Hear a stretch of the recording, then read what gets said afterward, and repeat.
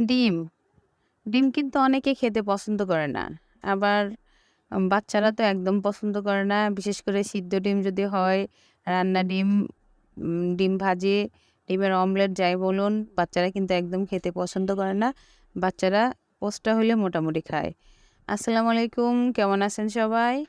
আমি আফরিন শিউলি, প্রতিদিনের মতো আজও কিন্তু চলে এসেছি নতুন একটি ভিডিও নিয়ে। আজকের ভিডিওতে থাকছে ডিমের কোরমা। আসলে আগেই বললাম যে ডিম কিন্তু অত্যন্ত পুষ্টিকর একটি খাবার। প্রত্যেকটা মানুষের কিন্তু অবশ্যই ডিম খাওয়া প্রয়োজন। কিন্তু এই ডিম কিন্তু অনেকেই খাইতে একদম পছন্দ করে না। কিন্তু এভাবে রান্না করে খেলে কিন্তু ডিমের স্বাদটা দ্বিগুণ হয়ে যায়। চলুন কথা না বাড়িয়ে রান্নাটা শুরু করা যাক। আমি কিন্তু প্রথমে একটা কড়াই গরম করে দিয়ে দিয়েছি ২ চামচ পরিমাণে ঘি। ঘিটা গরম হওয়া মাত্রই কিন্তু আমি এখন ডিমগুলো ভেজে নেব। এই তো আমি কিন্তু সবগুলো ডিম দিয়ে দিয়েছি। একটু চুলার আঁচটা কমিয়ে রেখেই ডিমগুলো ভেজে নেব, যেন বেশি পুড়ে না যায়। আর যখন ডিমটা ঘি দিয়ে ভাজছিলাম, ওহ! কি যে সুন্দর একটা ফ্লেভার বের হয়েছিল, কি বলবো। তো যাই হোক, আমি কিন্তু ডিমটা বেশি কড়া করে ভাজবো না, হালকা করেই ভেজে নেব। যেহেতু ডিমটা আবার রান্না করা হবে। তো আপনারা সবাই কিন্তু অবশ্যই ঘিটা দেওয়ার চেষ্টা করবেন। ঘিটা দিলে কিন্তু স্বাদটা আরও বেড়ে যায়। আমার ডিমটা ভাজা শেষ। আমি ডিমটা উঠিয়ে নিলাম। ওই ঘিয়ের মধ্যে আমি বেশি না, অল্প পরিমাণে তেল যোগ করব, কারণ বেশি তেল খাওয়া স্বাস্থ্যের জন্য একদম ভালো না। তারপরে আমি এখন দিয়ে দেব ১ কাপ পরিমাণ পেঁয়াজ বাটা। পেঁয়াজ বাটাটা হালকা আমি ৩০ সেকেন্ডের মতো কষিয়ে নেব। এখন আমি এখানে দিয়ে দেব হচ্ছে আদা রসুন বাটা। আদা রসুন বাটাটাও পরিমাণ মতো দিয়ে আমি ভেজে নিব তেলের মধ্যে। আসলে এটা যদি না ভাজা হয় তাহলে কিন্তু আদা রসুনের একটা বাজে একটা গন্ধ আসে, তরকারির স্বাদটা নষ্ট করে যায়।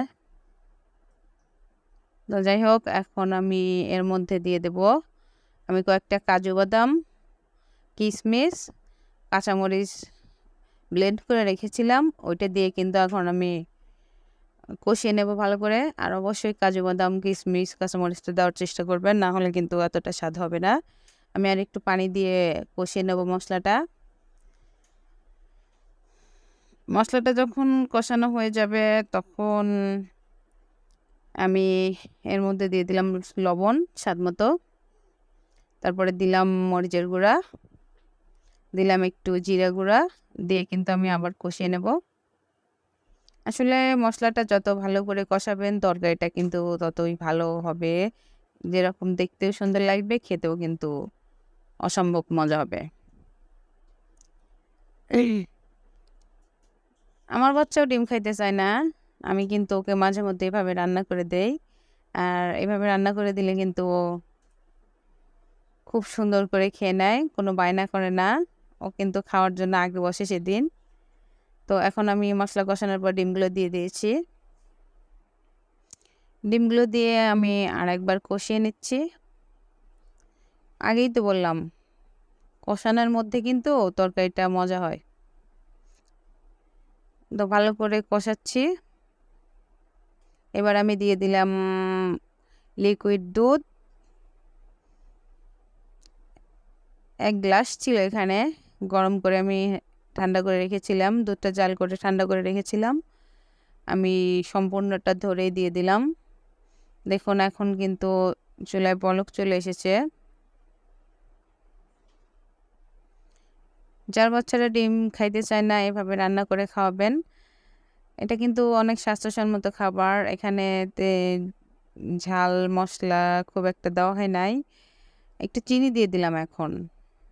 কোরমা বলে কথা, একটু মিষ্টি না হলে তো হয় না। তারপরে কয়েকটা কাঁচামরিচ আর একটু বেরেস্তা দিয়ে দিলাম। এখন দিয়ে দিলাম একটু ঘি। দেখুন আমি প্রায় দেখুন আমার রান্নাটা কিন্তু অলরেডি শেষ হয়ে গেছে। তো আপনারা সবাই এভাবে রান্না করে নেবেন। দেখবেন যেকোনো বাচ্চাই খেয়ে কিন্তু বলবে যে, "না, আমি এখন থেকে এভাবে রান্না করে দিলে ডিম খাবো।" দেখুন আমার মেয়ে ডিম খেতে একদম পছন্দ করে না। আজকে কিন্তু এই ডিমের কোরমাটা হওয়ার পরে কিন্তু দেখুন ও কিন্তু খেতে বসে পড়েছে। ও খেয়ে বলছে না অনেক মজা। আসলে এটা ওর অনেক ফেভারিট খাবার। ওর বাবা বলছে অনেক মজা হয়েছে। তো আমাদের ভিডিওটা দেখার জন্য আপনাদের সকলকে অত্যন্ত ধন্যবাদ। আপনারা সবাই আমাদের ভিডিওতে বেশি বেশি কমেন্ট করবেন। এখনও যারা পেজটিতে ফলো দেন নাই অবশ্যই ফলো দিবেন, লাইক করবেন, কমেন্ট করবেন। আর যদি পারেন দয়া করে ভিডিওটা একটু শেয়ার করে দিবেন। আর যে যেখানে আছেন সবাই সবসময় ভালো থাকবেন। আল্লাহ হাফেজ। আসসালামু আলাইকুম।